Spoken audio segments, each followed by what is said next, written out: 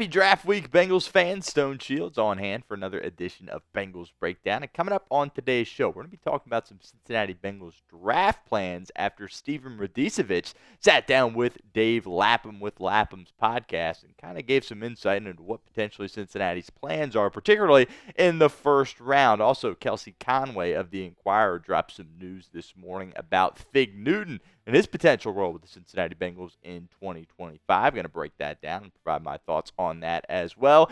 And, of course, today is the first day of Cincinnati Bengals off-season workouts, and Duke Tobin and Zach Taylor spent some time talking with the media here this afternoon. I'm going to break down some noteworthy things that were discussed in that press conference. Before we get into that, if you want the Bengals to knock this draft out of the park, do us a favor and like today's show. That should be every Cincinnati Bengals fan watching this video, going for over 400 likes on this particular show. So help us out. Hit that thumbs up icon. Something you should do for all of our videos here at Bengals Breakdown. We greatly appreciate it.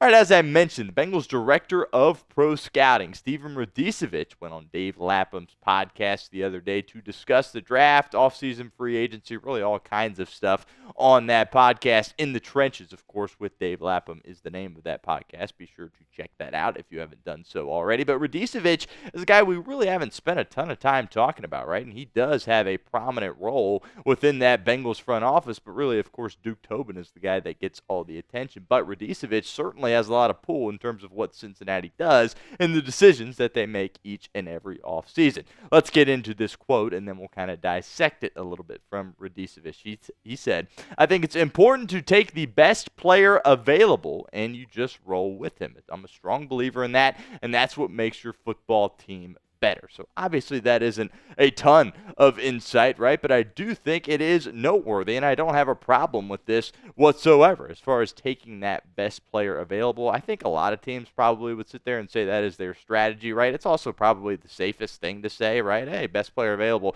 Different teams have a different opinion on what that player might be, but you don't want to force a positional pick if you're the Cincinnati Bengals. Something we've talked at length about here on this show. Obviously, there are some glaring needs and holes in your roster when you're talking about your offensive line. You're talking about those edge rushers, right? You have guys that need to come in and fill those spots, but you don't want to force, especially at number 17 overall.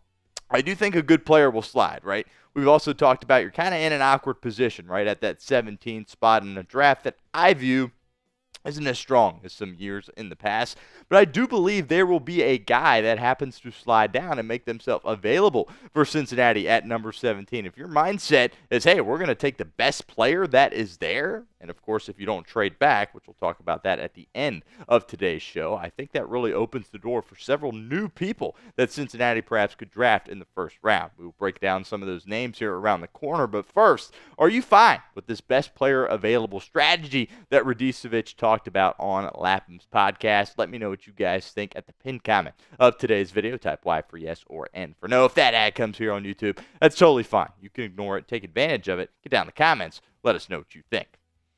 All right, so we got some new draft options now, guys, that we haven't talked a ton about here on Bengals Breakdown, and I think we can discuss now that we know, hey, Cincinnati probably just going to take the best player available. Look, Tyler Warren, I don't know if I'm higher on a singular player in this draft outside of Travis Hunter than Tyler Warren. He's going to be a bona fide superstar. He is a can't-miss talent at that tight end position. I would be shocked if he found his way down at that 17 overall selection, but after those comments from Radicevic, if he's available, you might as well pencil in that name for the Cincinnati Bengals, Tyler Warren. I absolutely love him. And if he's there at 17, you don't even think about passing on him if your strategy truly is best player available.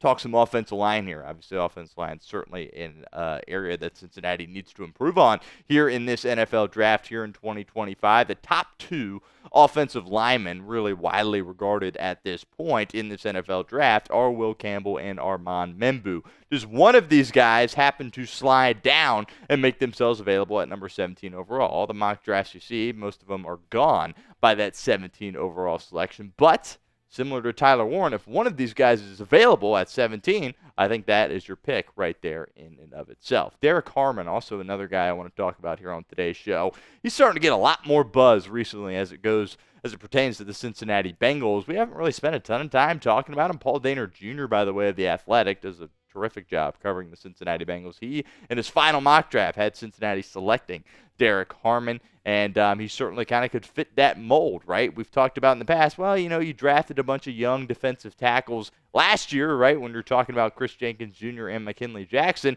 Your strategy's best player available, and you view that best player to be Derek Harmon, that certainly could be a pick for you at 17.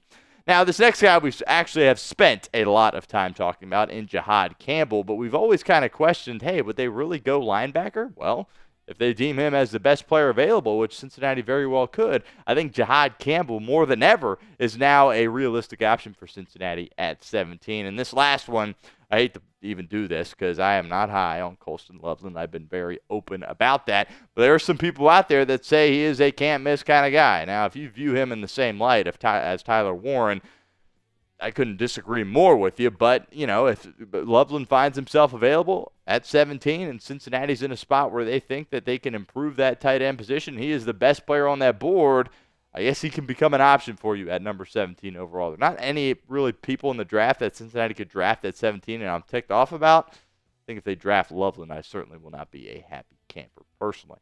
We'll continue with our show here in a minute, but first, want to give a shout out to our friends over at Game Time, as today's show is presented by Game Time. Game Time makes getting tickets even faster and easier. Prices on the Game Time app actually go down the closer it gets to the first pitch or the start of your event. With killer last-minute deals, all-in prices, views from your seat, and their lowest price guarantee, Game Time takes the guesswork out of buying MLB tickets.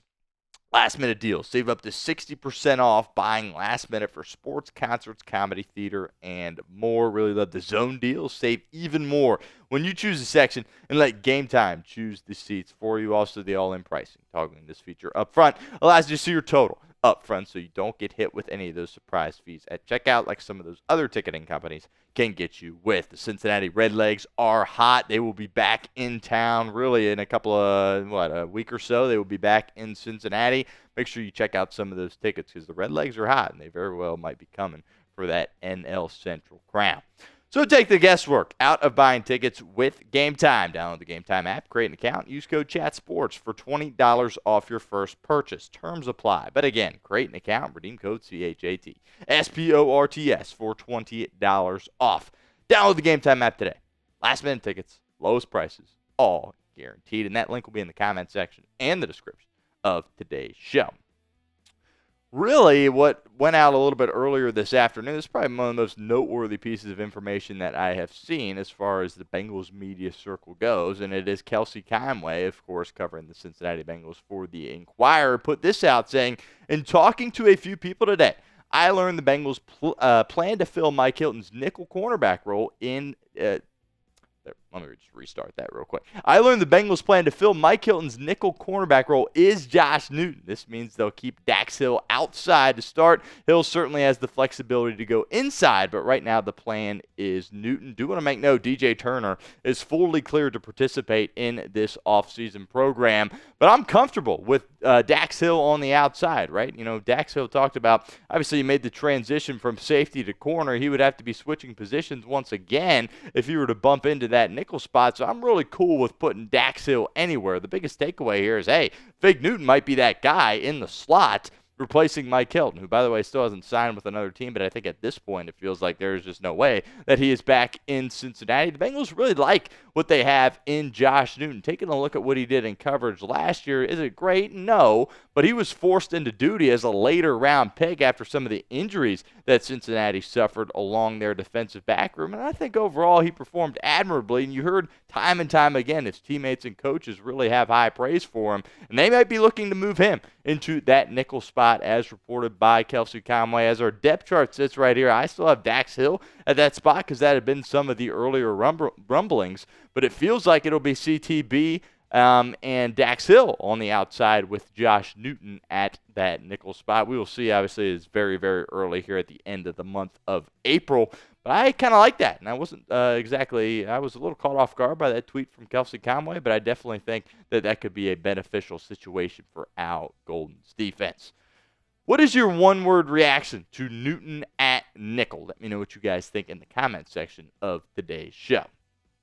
Finishing out here, as I mentioned at the top, Duke Tobin and Zach Taylor both addressed the media here today on a Monday. Had some noteworthy things to say. As far as Zach Taylor goes, he made it very clear. Bengals need a championship-level defense to do just that. And by just that, I mean win a championship. He made that very, very clear. I thought that stood out to me. And we'll see. Obviously, lots of improvement needs to occur if Cincinnati's defense is going to get to that level.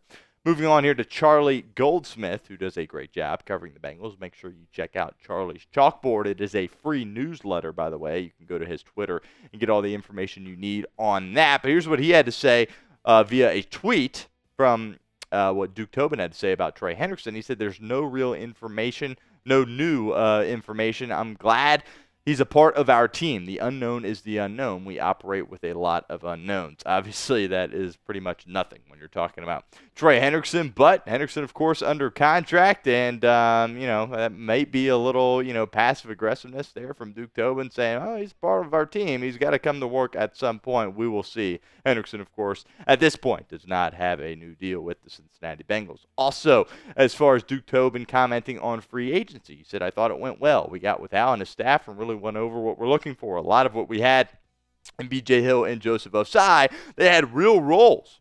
There were a lot of teams bidding for them, which question how true that really is when you take a look at their contracts, particularly with Joseph Osai, right? It was a 1 year, $7.5 million deal. But regardless, he said, Tobin said that Burks has had a lot of starting experience on big stages, and they're really happy with that.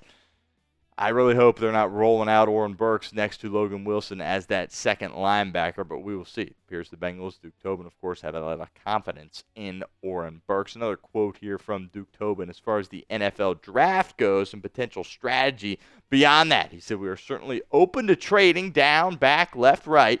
I don't know what that looks like. Maybe that's staying put. I don't know, but we've always been open to that, not only in the first round, but other rounds. We have 6 picks in this draft, so we'd like to have a few more, and we'll see if we can make that happen. Obviously, look, Cincinnati has 6 picks. I would love, and I know most Bengals fans as well, would love for them to get more picks. The situation is, do you trade out of a spot in the first round at 17 overall, or do you wait to make that move until later in the draft? As I mentioned at the top of the show, I think some good player is going to slide to you at 17. And if your strategy is take the best player available, there will be a guy that you can take that fits that bill. We'll see if Cincinnati does that, or ultimately if they decide to move back, whether it be out of the first round entirely or just move back a few slots in that first round. Lots of decisions, important decisions that Cincinnati needs to make here in the coming days. Make sure you guys hit that sub button if you haven't done so already. We will be coming at you with videos all throughout the NFL draft. We'll have multiple mock drafts for you after each day as well. So don't miss out. Hit that sub button, youtube.com/BengalsTV.